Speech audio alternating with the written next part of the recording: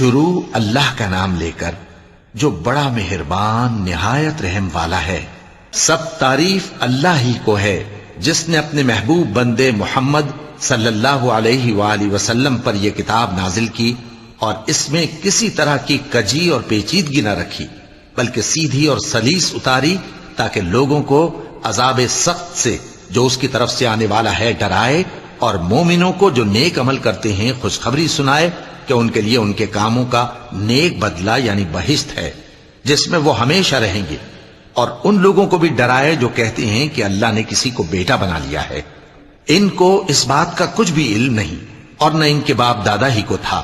یہ بڑی سخت بات ہے جو ان کے منہ سے نکلتی ہے، اور کچھ شک نہیں کہ یہ جو کچھ کہتے ہیں محض جھوٹ ہے۔ اے پیغمبر، اگر یہ اس کلام پر ایمان نہ لائیں تو شاید تم ان کے پیچھے رنج کر کر کے اپنے تئیں ہلاک کر دو گے۔ جو چیز زمین پر ہے ہم نے اس کو زمین کے لیے زینت بنایا ہے تاکہ لوگوں کی آزمائش کریں کہ ان میں کون اچھے عمل کرنے والا ہے،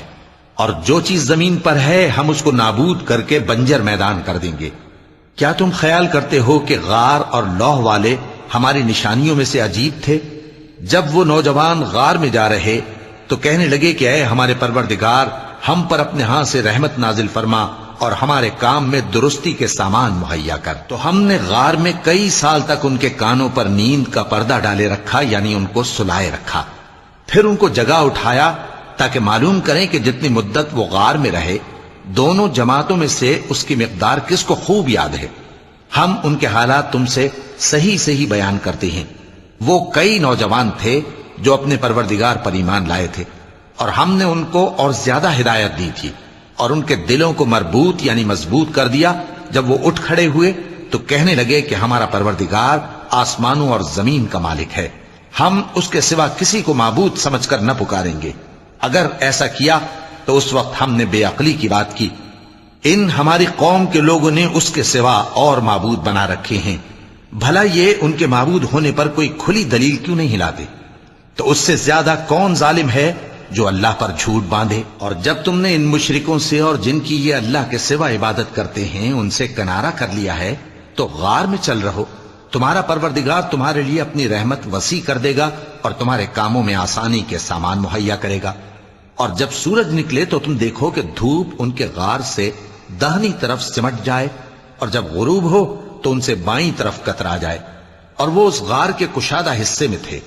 یہ اللہ کی نشانیوں میں سے ہیں، جس کو اللہ ہدایت دے وہ ہدایت یاب ہے، اور جس کو گمراہ رہنے دے تو تم اس کے لیے کوئی دوست راہ بتانے والا نہ پاؤ گے۔ اور تم ان کے متعلق خیال کرو کہ وہ جاگ رہے ہیں حالانکہ وہ سوتے ہیں، اور ہم ان کو دائیں اور بائیں کروٹ بدلاتے تھے، اور ان کا کتا چوکھٹ پر دونوں ہاتھ پھیلائے ہوئے تھا۔ اگر تم ان کو جھانک کر دیکھتے تو پیٹ پھیر کر بھاگ جاتے اور ان سے دہشت میں آ جاتے۔ اور اسی طرح ہم نے ان کو اٹھایا تاکہ آپس میں ایک دوسرے سے دریافت کریں۔ ایک کہنے والے نے کہا کہ تم یہاں کتنی مدت رہے؟ انہوں نے کہا کہ 1 دن یا اس سے بھی کم۔ انہوں نے کہا کہ جتنی مدت تم رہے ہو تمہارا پروردگار ہی اس کو خوب جانتا ہے، تو اپنے میں سے کسی کو یہ روپیہ دے کر شہر بھیجو، وہ دیکھے کہ نفیس کھانا کون سا ہے تو اس میں سے کھانا لے آئے، اور احتیاط سے آئے جائے اور تمہارا حال کسی کو نہ بتائے۔ اگر وہ تم پر دسترس پا لیں گے تو تمہیں سنسار کر دیں گے یا پھر اپنے مذہب میں داخل کر لیں گے، اور اس وقت تم کبھی فلاح نہیں پاؤ گے۔ اور اسی طرح ہم نے لوگوں کو ان کے حال سے خبردار کر دیا تاکہ وہ جانیں کہ اللہ کا وعدہ سچا ہے، اور یہ کہ قیامت جس کا وعدہ کیا جاتا ہے اس میں کچھ شک نہیں۔ اس وقت لوگ ان کے بارے میں باہم جھگڑنے لگے اور کہنے لگے کہ ان کے غار پر عمارت بنا دو۔ ان کا پروردگار ان کے حال سے خوب واقف ہے۔ جو لوگ ان کے معاملے میں غلبہ رکھتے تھے وہ کہنے لگے کہ ہم ان کے غار پر مسجد بنائیں گے۔ بعض لوگ اٹکل پچو کہیں گے کہ وہ 3 تھے اور چوتھا ان کا کتا تھا، اور بعض کہیں گے کہ وہ 5 تھے اور چھٹا ان کا کتا تھا، اور بعض کہیں گے کہ وہ 7 تھے اور 8واں ان کا کتا تھا۔ کہہ دو کہ میرا پروردگار ہی ان کے شمار سے خوب واقف ہے، ان کو جانتے بھی ہیں تو تھوڑے ہی لوگ جانتے ہیں۔ تو تم ان کے معاملے میں بحث نہ کرنا مگر سرسری سی بحث، اور نہ ان کے بارے میں ان میں سے کسی سے کچھ دریافت ہی کرنا، اور کسی کام کی نسبت نہ کہنا کہ میں اسے کل کر دوں گا، مگر انشاءاللہ کہہ کر، یعنی اگر اللہ چاہے تو کر دوں گا۔ اور جب اللہ کا نام لینا بھول جاؤ تو یاد آنے پر لے لو، اور کہہ دو کہ امید ہے کہ میرا پروردگار مجھے اس سے بھی زیادہ ہدایت کی باتیں بتائے۔ اور اصحاب کہف اپنے غار میں 9 اوپر 300 سال رہے۔ کہہ دو کہ جتنی مدت وہ رہے اسے اللہ ہی خوب جانتا ہے، اسی کو آسمانوں اور زمین کی پوشیدہ باتیں معلوم ہیں، وہ کیا خوب دیکھنے والا اور کیا خوب سننے والا ہے۔ اس کے سوا ان کا کوئی کارساز نہیں، اور نہ وہ اپنے حکم میں کسی کو شریک کرتا ہے۔ اور اپنے پروردگار کی کتاب کو جو تمہارے پاس بھیجی جاتی ہے پڑھتے رہا کرو، اس کی باتوں کو کوئی بدلنے والا نہیں، اور اس کے سوا تم کہیں پناہ بھی نہیں پاؤ گے۔ اور جو لوگ صبح و شام اپنے پروردگار کو پکارتے اور اس کی خوشنودی کے طالب ہیں، ان کے ساتھ صبر کرتے رہو، اور تمہاری نگاہیں ان میں سے گزر کر اور طرف نہ دوڑیں کہ تم دنیاوی زندگی کی رونقوں کے خواستگار ہو جاؤ۔ اور جس شخص کے دل کو ہم نے اپنی یاد سے غافل کر دیا ہے اور وہ اپنی خواہش کی پیروی کرتا ہے اور اس کا کام حد سے بڑھ گیا ہے، اس کا کہا نہ ماننا۔ اور کہہ دو کہ لوگو یہ قرآن تمہارے پروردگار کی طرف سے برحق ہے، تو جو چاہے ایمان لائے اور جو چاہے کافر رہے۔ ہم نے ظالموں کے لیے دوزخ کی آگ تیار کر رکھی ہے جس کی قناتیں ان کو گھیر رہی ہوں گی، اور اگر فریاد کریں گے تو ایسے کھولتے ہوئے پانی سے ان کی داد رسی کی جائے گی جو پگھلے ہوئے تانبے کی طرح گرم ہوگا اور جو ان کے چہروں کو بھون ڈالے گا۔ ان کے پینے کا پانی بھی برا اور آرام گاہ بھی بری۔ اور جو ایمان لائے اور کام بھی نیک کرتے رہے تو ہم نیک کام کرنے والوں کا اجر ضائع نہیں کرتے۔ ایسے لوگوں کے لیے ہمیشہ رہنے کے باغ ہیں جن میں ان کے محلوں کے نیچے نہریں بہ رہی ہیں، ان کو وہاں سونے کے کنگن پہنائے جائیں گے، اور وہ باریک دیبا اور اطلس کے سبز کپڑے پہنا کریں گے، اور تختوں پر تکیے لگا کر بیٹھا کریں گے۔ کیا خوب بدلہ اور کیا خوب آرام گاہ ہے۔ اور ان سے 2 شخصوں کا حال بیان کرو جن میں سے ایک کو ہم نے انگور کے 2 باغ عنایت کیے تھے اور ان کے گردا گرد کھجوروں کے درخت لگا دیے تھے اور ان کے درمیان کھیتی پیدا کر دی تھی۔ دونوں باغ کثرت سے پھل لاتے اور اس کی پیداوار میں کسی طرح کی کمی نہ ہوتی، اور دونوں میں ہم نے ایک نہر بھی جاری کر رکھی تھی، اور اس طرح اس شخص کو ان کی پیداوار ملتی رہتی تھی۔ تو ایک دن جبکہ وہ اپنے دوست سے باتیں کر رہا تھا، کہنے لگا کہ میں تم سے مال و دولت میں بھی زیادہ ہوں اور جتھے اور جماعت کے لحاظ سے بھی زیادہ عزت والا ہوں، اور ایسی شیخیوں سے اپنے حق میں ظلم کرتا ہوا اپنے باغ میں داخل ہوا۔ کہنے لگا کہ میں نہیں خیال کرتا کہ یہ باغ کبھی تباہ ہو، اور نہ خیال کرتا ہوں کہ قیامت برپا ہو، اور اگر میں اپنے پروردگار کی طرف لوٹایا بھی جاؤں تو وہاں ضرور اس سے اچھی جگہ پاؤں گا۔ تو اس کا دوست جو اس سے گفتگو کر رہا تھا کہنے لگا کہ کیا تم اس ذات سے کفر کرتے ہو جس نے تم کو مٹی سے پیدا کیا، پھر نطفے سے، پھر تمہیں پورا آدمی بنایا؟ مگر میں تو یہ کہتا ہوں کہ اللہ ہی میرا پروردگار ہے، اور میں اپنے پروردگار کے ساتھ کسی کو شریک نہیں کرتا۔ اور جب تم اپنے باغ میں داخل ہوئے تو تم نے ما شاء اللہ لا قوت الا باللہ کیوں نہ کہا؟ اگر تم مجھے مال و اولاد میں اپنے سے کمتر دیکھتے ہو تو عجب نہیں کہ میرا پروردگار مجھے تمہارے باغ سے بہتر عطا فرمائے،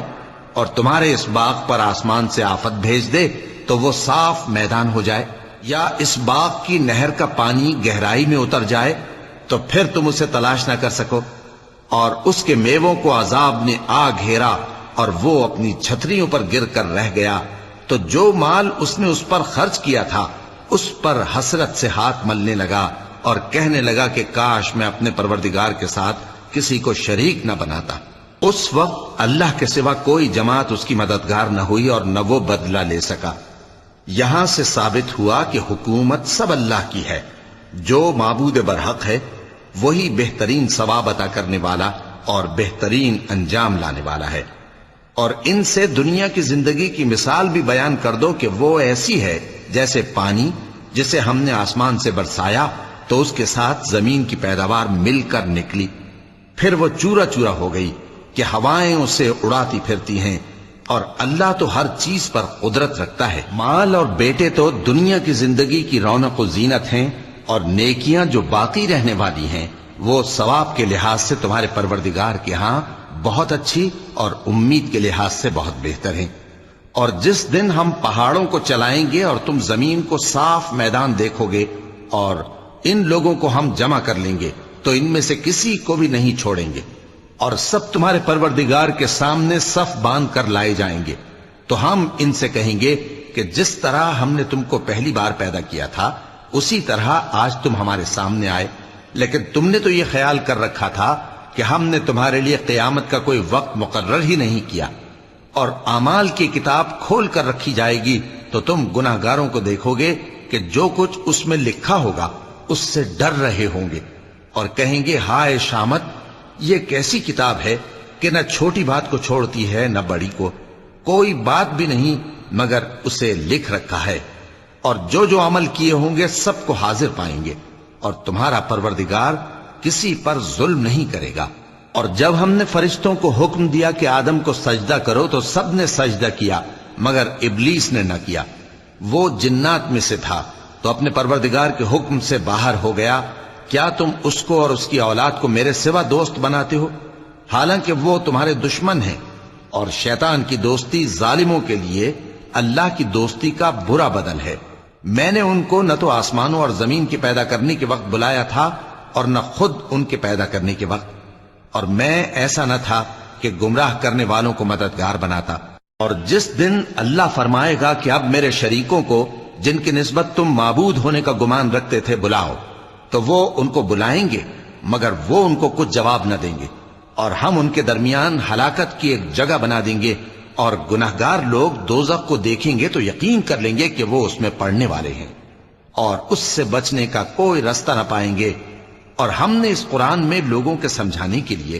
طرح طرح کی مثالیں بیان فرمائی ہیں، لیکن انسان سب چیزوں سے بڑھ کر جھگڑالو ہے، اور لوگوں کے پاس جب ہدایت آ گئی تو ان کو کس چیز نے منع کیا کہ ایمان لائیں اور اپنے پروردگار سے بخشش مانگیں، بجز اس کے کہ اس بات کے منتظر ہوں کہ انہیں بھی پہلوں کا سا معاملہ پیش آئے یا ان پر عذاب سامنے سے آ جائے۔ اور ہم جو پیغمبروں کو بھیجا کرتے ہیں تو صرف اس لیے کہ لوگوں کو اللہ کی نعمتوں کی خوشخبریاں سنائیں اور عذاب سے ڈرائیں، اور جو کافر ہیں وہ باطل کی مدد سے جھگڑا کرتے ہیں تاکہ اس سے حق کو پھسلا دیں، اور انہوں نے ہماری آیتوں کو اور جس چیز سے ان کو ڈرایا جاتا ہے اسے ہنسی بنا لیا ہے۔ اور اس سے بڑھ کر ظالم کون، جس کو اس کے پروردگار کی آیات کے ذریعے سمجھایا گیا تو اس نے ان سے منہ پھیر لیا، اور جو اعمال وہ آگے کر چکا اس کو بھول گیا۔ ہم نے ان کے دلوں پر پردے ڈال دیے کہ اسے سمجھ نہ سکیں، اور کانوں میں ثقل پیدا کر دیا ہے کہ سن نہ سکیں، اور اگر تم ان کو رستے کی طرف بلاؤ تو کبھی رستے پر نہ آئیں گے، اور تمہارا پروردگار بخشنے والا صاحب رحمت ہے۔ اگر وہ ان کے کرتوتوں پر ان کو پکڑنے لگے تو ان پر جھٹ عذاب بھیج دے،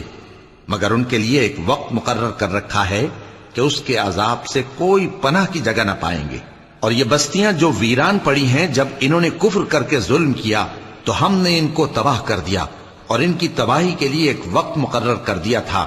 اور جب موسیٰ نے اپنے شاگرد سے کہا کہ جب تک میں دو دریاؤں کے ملنے کی جگہ نہ پہنچ جاؤں ٹلنے کا نہیں، خاص صدیوں چلتا رہوں، پھر جب وہ دونوں ان دریاؤں کے سنگم پر پہنچے تو اپنی مچھلی بھول گئے، پھر اس مچھلی نے دریا میں سرنگ کی طرح اپنا راستہ بنا لیا۔ جب آگے چلے تو موسیٰ نے اپنے شاگرد سے کہا کہ ہمارا کھانا لاؤ، اس سفر سے ہم کو بہت تکان ہو گئی ہے۔ اس نے کہا کہ بھلا آپ نے دیکھا کہ جب ہم نے اس چٹان کے پاس آرام کیا تھا تو میں مچھلی وہیں بھول گیا، اور مجھے آپ سے اس کا ذکر کرنا شیطان نے بھلا دیا، اور اس مچھلی نے عجیب طرح سے دریا میں اپنا راستہ بنایا۔ موسیٰ نے کہا یہی تو وہ مقام ہے جسے ہم تلاش کرتے تھے،